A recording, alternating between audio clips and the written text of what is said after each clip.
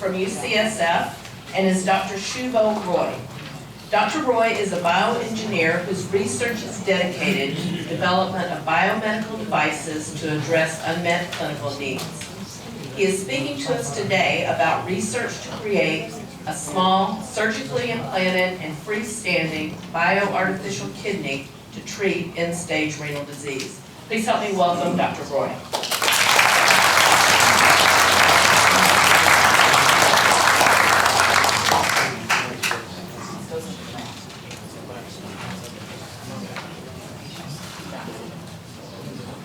I feel like a rock star now. Yeah. So everybody hear me? Yeah, so terrific. Do we have a controller? So there's a mouse up there that everyone's been ignoring. All right. No worries. So listen, first of all, a big hand to Sam Trevino, right? What a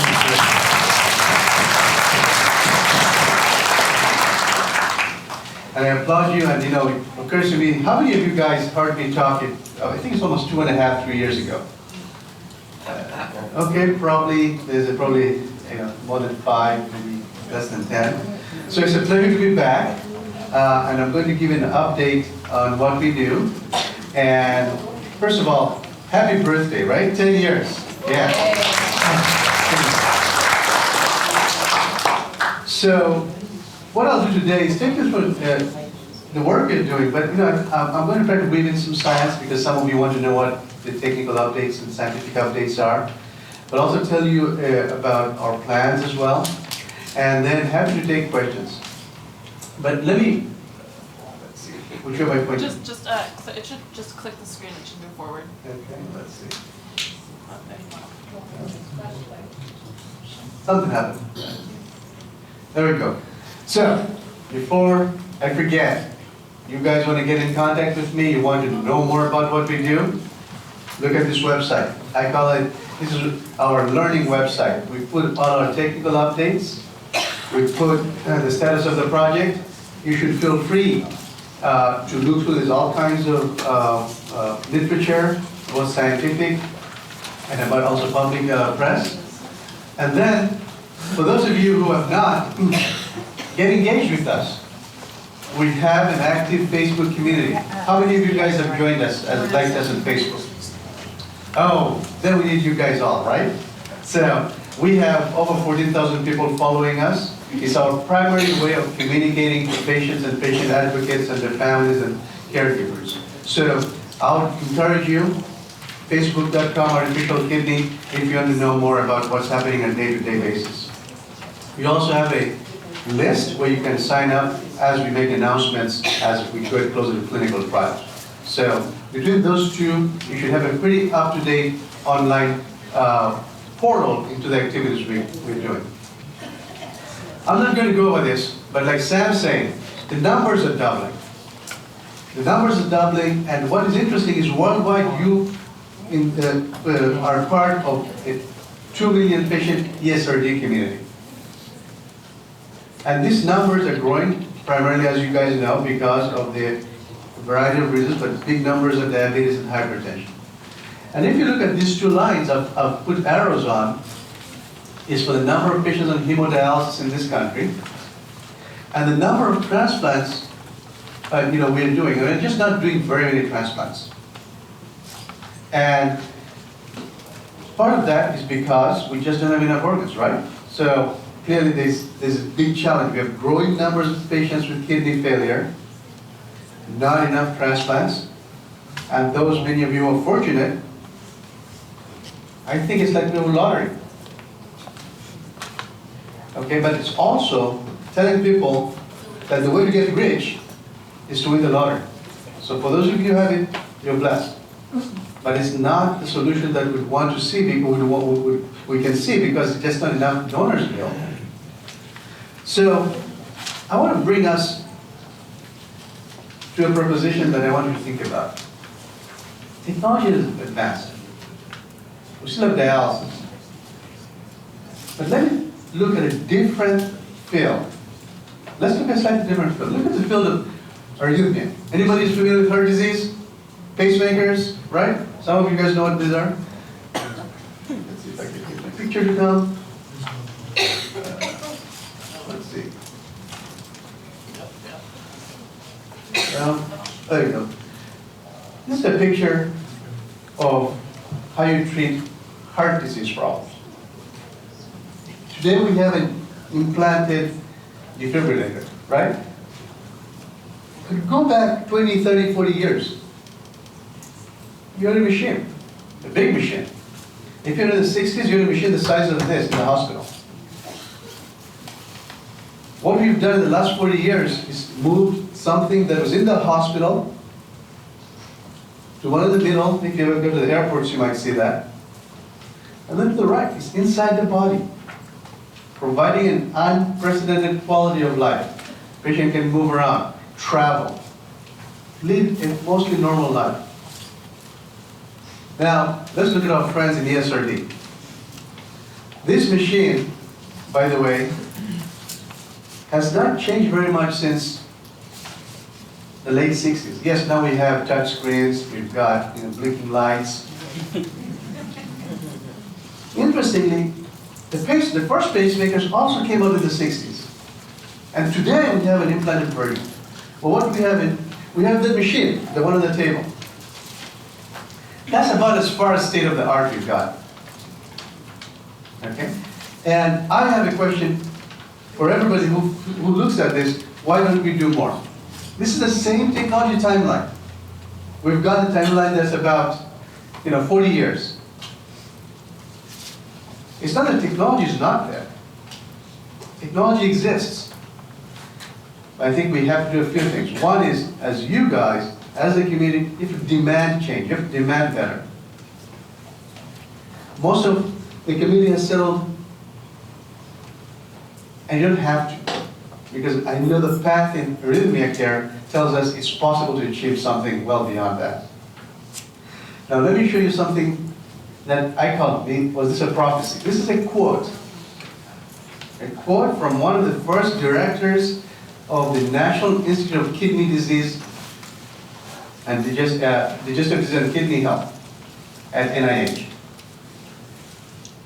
This was an article he wrote in 1976.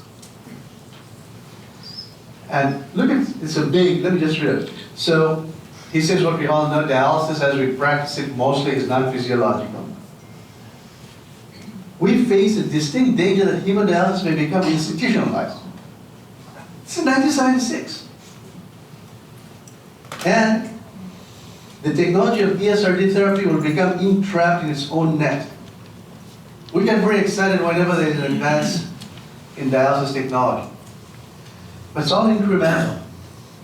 After the next stage, we're just sort of spinning our wheels. So part of what I want to communicate to you is, as I've worked in this field as a bioengineer, it's not a lack of technology. There are other factors at work. So clearly, if we have to follow that same pathway and address the shortcomings of existing renal replacement therapy, how can we move forward? So the approach we have taken is an implanted therapy, an implanted treatment. A treatment that will be surgically implanted into your abdomen, very much like a kidney transplant, and will provide many of the functions that a healthy kidney would. So I'm going to strip it down and basically break it down into the two key working components. I call it a filter, a hemofilter, filters blood. This performs the functions that dialysis tries to accomplish. Couple that with a bioreactor. Biology. It's actually a device component that contains cells, biologically active cells, that provide some of the functions of our natural kidney. So together, they'll provide filtration and the other biological functions of the kidney. So many of us think of the kidneys for urine only, right? But it performs a whole host of functions. Many of you guys already know that. Dialysis tries to perform the first function just barely. So by integrating or incorporating cellular technology will provide the other functions of the kidney. So, when we're successful, let's just strip down what is possible with such a device. You'll be able to do continuous treatment 24/7. So much as Sam mentioned, his blood pressure is level. He's not having these ups and downs because it's doing more frequent dialysis. This is like providing continuous therapy 24/7. You'll avoid many of the ups and downs associated with fluid overload or too much removal. You'll not need to be tethered to a machine. Think about that. That machine on the desk, the next stage, is exciting. It allows people to go to Disneyland, take a cruise. There's some places you can't take that machine to. Or without, you can take it, but not easily. Something that's implantable will allow you to do that in a much more comfortable way. One of the challenges of dialysis is infection, blood clots. Much of it is because you're poking somebody 3 times a week through the skin into a blood vessel. So just think about it. The fact is not less, more infections is sort of amazing. You're doing this all the time. So by putting everything inside, closing it up, to minimize some of that. By putting the cells in, it will provide those biological functions that dialysis does not provide. And by putting the cells inside the bioreactor component, will protect them from the patient. What does that mean? It means we won't need anti-rejection drug. So I'll tell you a big picture. This is what's possible with the technology. And then we ask, is this too far? I say it's achievable. So let's look at how fantastic is this. It's probably instructive to look at a cartoon of our kidneys. Many of you may already be aware of this, but if you think about kidney, the nephron, the functional unit, you've got 1 billion nephrons in your kidney. The glomerulus is the filter. Okay. Between the two kidneys, we generate about 150 liters. But you don't go to dialysis until you're very, very low, right? Can't produce urine. So you're looking at about 100 milliliters per minute. You go GFR of 10, then you're really worrying about dialysis. Our kidneys are redundant. They're very robust. So you can imagine many times we just don't even know the problems until it gets really serious. The second part of the kidney, I'll come back to this, is the proximal tubule. This is the part that provides a number of functions. Volume balance, so you maintains your salt balance, helps regulate blood pressure, helps produce vitamin D. Make sure that your pH, acidity level of your blood is maintained. It's a whole host of functions. When you go to dialysis, we give up on that. That's why transplant, you tend to do very well, because you get all these functions back.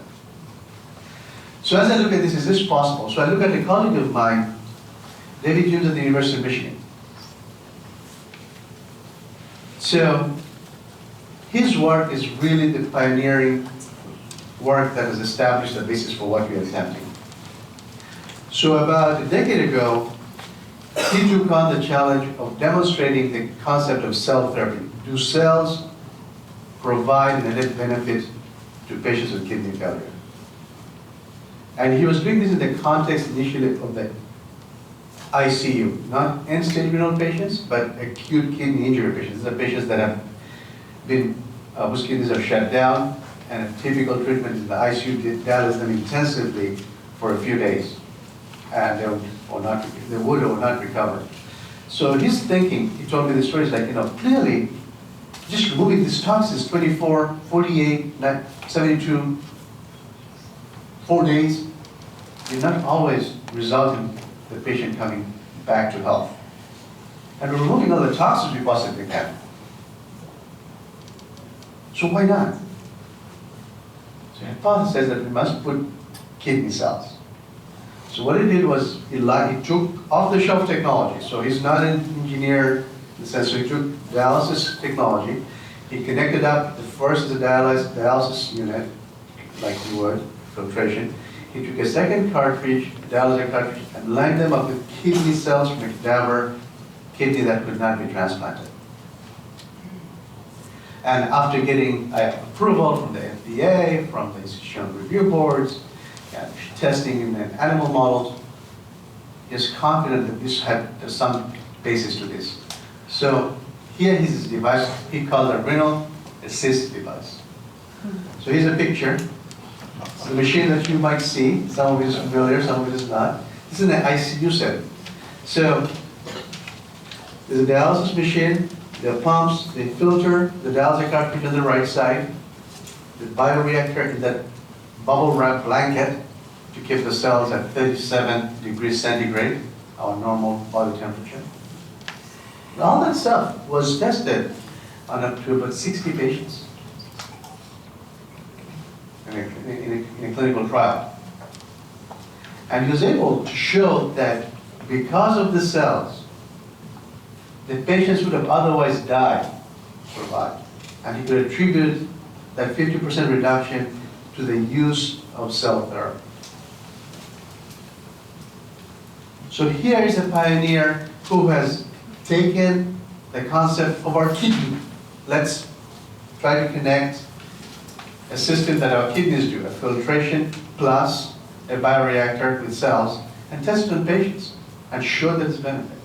So clearly the science of it says it's possible. So this technology is very inspiring because as we looked at his data, said, wow, this is working like a native kidney. It's producing vitamin D. It's reabsorbing filtrate, so you're not getting dehydrated. And the many other things you look for in terms of immunological markers, endocrine function, you see this device in the lab show up as it should. So we say, okay, this is good. How can we move this forward? And this is a key question. The key question is, how do you take that is used in the ICU and make it available for the more than 500,000 patients in this country that are on dialysis? And this is what we call the kidney project. So the past decade or so, my colleagues and I have focused engineering resources and clinical talent, scientific approaches to making this a reality. So there are questions about how do we compare to all the other work that's there. Let me just address that. So you read about, there's a clinical trial on portable or wearable dialysis unit, right? You wear the dialysis machine. Have you guys heard about that? And the person walks around. It's still dialysis. It's convenient. It's maybe more allows you to more frequent dialysis, the benefits. Still dialysis. You're going to connect to through a catheter. Then there are others who are trying to grow kidneys in a petri dish. Fantastic, sounds exciting, it is. Okay? The challenge is those are nascent technologies. So the approach we have taken is actually something called a build and grow. What does that mean? As they introduced me, I'm an engineer. So we looked around the landscape and said, what's possible? We looked at the people growing the kidney in a petri dish. We looked at people building wearable and portable dialysis machines. So what is possible to get to patients the fastest? It's a hybrid strategy. And what I mean by build and grow is we'll try to construct those components of a kidney either mechanically or using biology. So the top is our filtration unit in the kidney. It's called the glomerular basement membrane. Those little if I can see this, but down here, this is really the filter, down here. And down here in red and blue is the cells that make up the tubular part of the kidney. So we looked at it and said, well, how are we going to get this done? We just concluded after talking to a lot of scientists that it's going to be very hard for us to actually grow that basement membrane. People are trying. So we said, you know what? There's some basis we can use the fact that dialysis membranes exist. Maybe we can just build that because it's going to be very hard to grow. Then for the biological part, despite all the exciting research that's out there in regenerative medicine, it's still far away. So we said, let's try to grow this stuff and focus on just key components of the tubule. So the idea is to grow the proximal tubule because you can't build it synthetically. So it's a hybrid strategy that brings in, I think, the state of the art in tissue engineering, state of the art in filtration, and put them together. So that's the approach we're taking. So I'm going to focus, just to show you how we're going to do this, just on in the two approaches, the glomerulus, the filtration, and then the biological section. So it's interesting, this is a picture I say, dialyzer technology from 1967 from across the bay. Okay? And today, it looks about the same. Yeah, we have changed the coating, maybe put a little more markers on it, but it hasn't changed in 40 to 50 years. And so it's worth looking, if this is the filter technology we already have, let's look at, can we adapt this for a synthetic or implantable artificial kidney? So I call this the artificial hemofilter. So here's a picture of a single dialyzer membrane tube, okay, under very high magnification. And here you zoom in. And after you look at this carefully, you come to some realizations. These membranes require a lot of energy to drive blood through it. They clot over time. And if you look at it, it's very hard to see, but it's not, when you think of a filter, you think of a colander, where you just have holes, and it's actually not like a colander. This is actually much like a spongy-like structure that it's not even uniform one pore size. And part of the reasons dialysis doesn't do a great job as cleaning your blood as our native kidneys do is because of the problems of the artificial membrane technologies we have. So let's look at our native kidney membranes.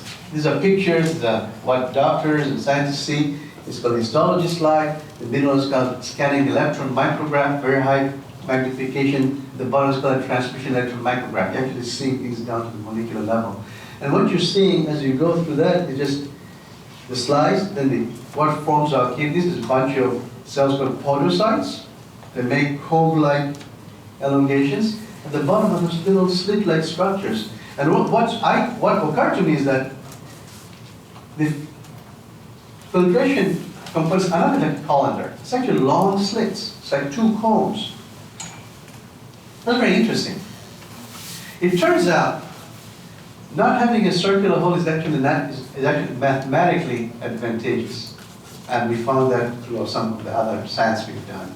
But it turns out our kidneys have slit pores, the long, narrow slits. And so I interestingly look around nature. This is a picture I showed. This is a whale. Okay? And if I zoom into the baleen, right there, turns out that long slit-like structures are better at filtration.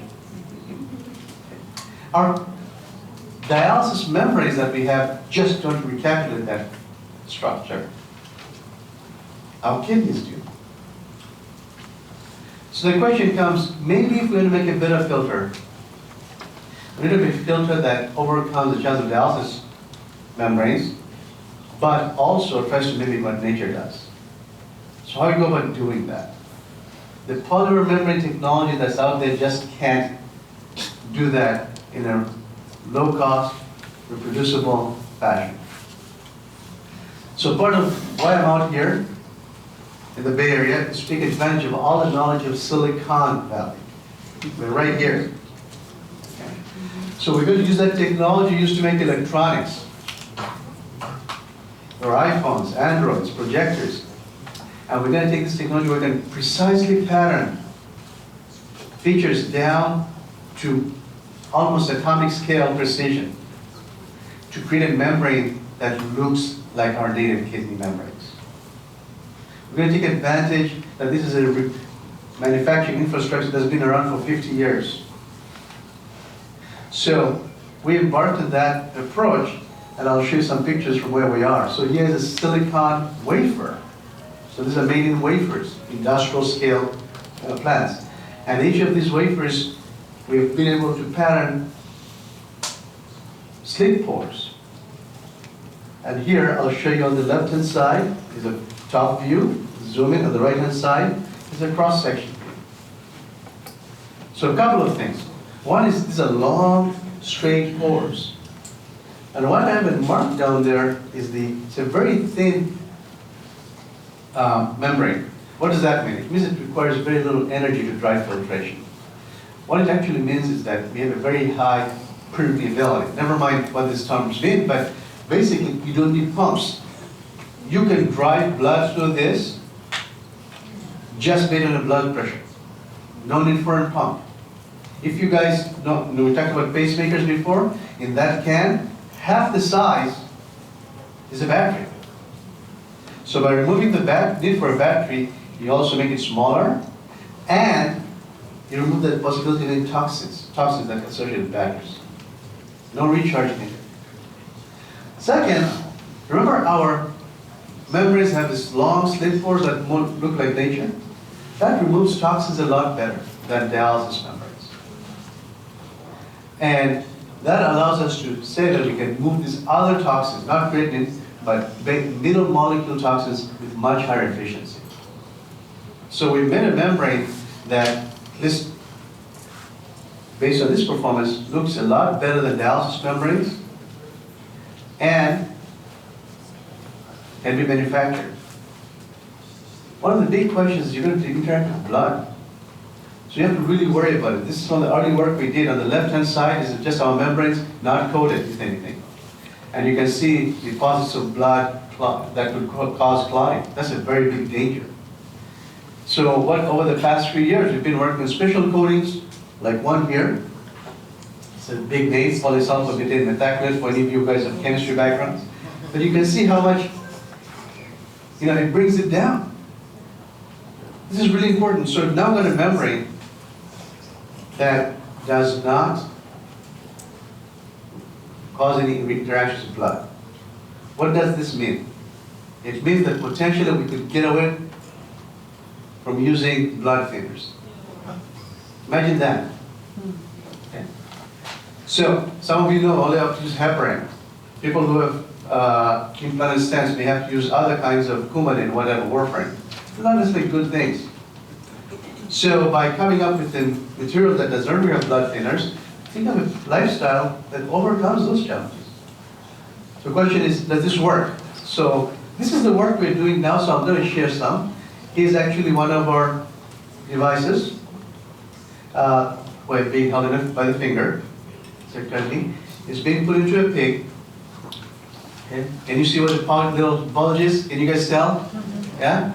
So, piggy here, very friendly guy. There, right? And we've implanted this for about a month. No blood thinners, no pumps. Able to show that this works. I'll just show you this. We do Doppler to make sure that it's flowing. Some of you guys have had grafts. You have to make sure that one of the big problems with grafts is clots. Okay, so and here I'd like to show you an angiogram. This is very exciting data because this is the first time we're able to show for months no blood clots and blood is flowing. So let's see if I can play this. You may have to play this for me. Touch on the bottom left, there's a video on the, see if you'll, yeah, there you go. See that? That's an angiogram. This is where you put a little bit of contrast and you're letting it flow through this. So this is right, we test it every week with the angiogram, but with the Doppler, here's right at the very end. And look at the very top, that's our device. So this is the work that's establishing the base for allowing us to think of a filtration unit that does not require pumps, no blood thinners, and can be implanted for a long time. And the reason for it's a month is because within a month you can see you overcome any challenges of short term, just seeing a longer term effect. So not saying longer term other issues could not come out, but usually if it goes for a month, very promising. All right. So let me share with you some of our updates on the cell side, right? The nephron, the proximal tubule. So we are able to grow these cells on our membrane. Remember, the membrane has to be able to support cell growth because it's going to protect from the body's immune system.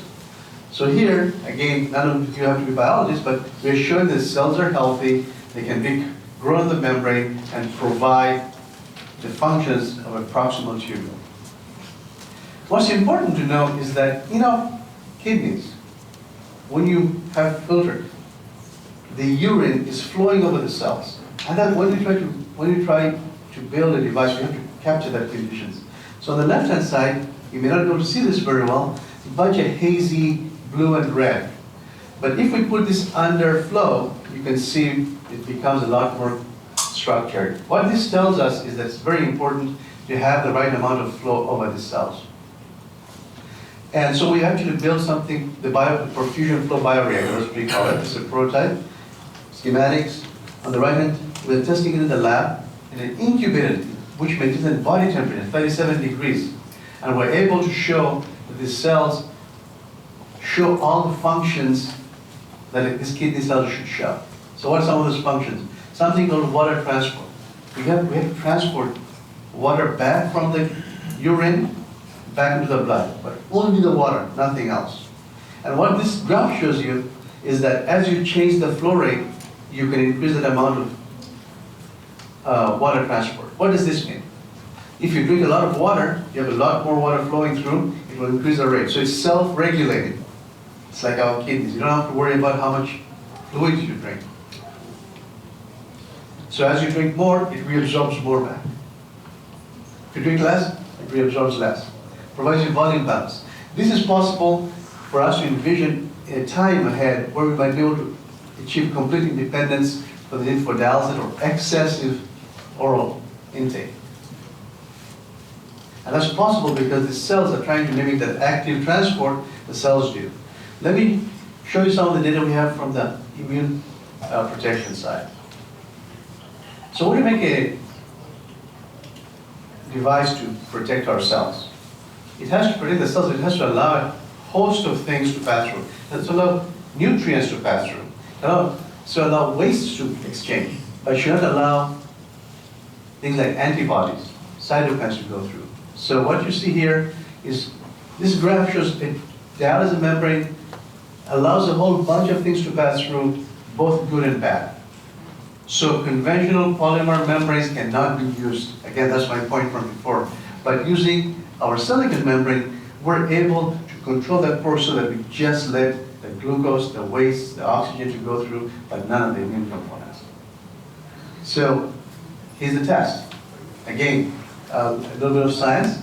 On the y-axis, 1 means everything goes through, 0 means nothing goes through. And just to show you what's on the top, you have glucose and insulin going through. And almost no loss of protein, with a little bit of cytokines, but we think that's right from the cells themselves that are showing that. So we have a membrane that allows us now to think about immunoprotection, meaning we can protect our biological cells in the device from external attack. So what this means is here we're getting close to the possibility of no anti-rejection drugs. So this is the big picture of where we are with both components. So the question is, where are we now? We're really in the preclinical phase. We're doing testing of both the bioreactor and the filter in animals. So our goal in the next few months is to scale up, integrate, and iterate. Okay, this is the engineering approach. So we are scaling up, integrate, iterate.